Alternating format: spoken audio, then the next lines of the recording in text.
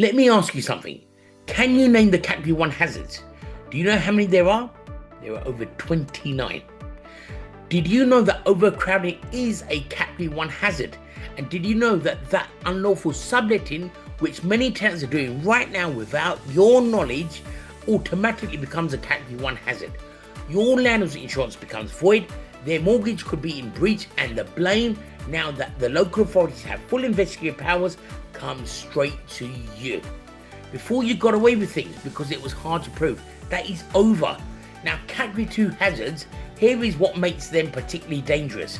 They carry fines and civil penalties, but it's entirely at the discretion of the officer, and that discretion varies from officer to officer, from local authority to local authority.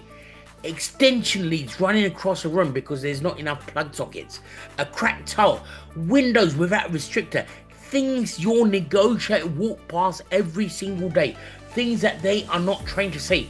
And here is what the government website states clearly. These new investigative powers are specifically designed, and I'm using their words, not my words, right, to obtain evidence and makes cases easier to build.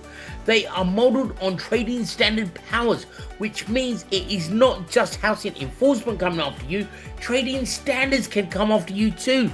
They will throw the book at you harder and faster than you think. And there is no way out because you are part of the management chain. You have a fiduciary duty to your landlords, your bank records, your communication, your financial transaction. All of it is now accessible to them. The new investigative powers makes that explicit, right? And these officers are trained. It states this on the government's website to obtain revenue. That is their specific purpose. Do you think that they are bothered if they close you down? Your head office cannot help you here. Your legal team cannot tell you how your local enforcement officer is applying their discretion this month. We can, because we work alongside local authorities across England every single day.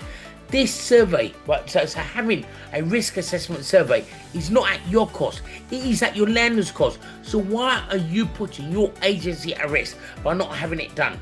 We urge you to do not delay this. Book your HHSRS Category 1 and Category 2 risk assessment today. This is a paid service. It is that your landlord who picks up the cost, and it's tax deductible, not you. It gives you documented evidence of proactive compliance that you can produce on the spot if an enforcement officer walks in. If you want to find out more before booking, book a free 30-minute consultation with us. We will walk you through exactly what is involved and what your portfolio needs, and how to protect yourself against fines and penalties.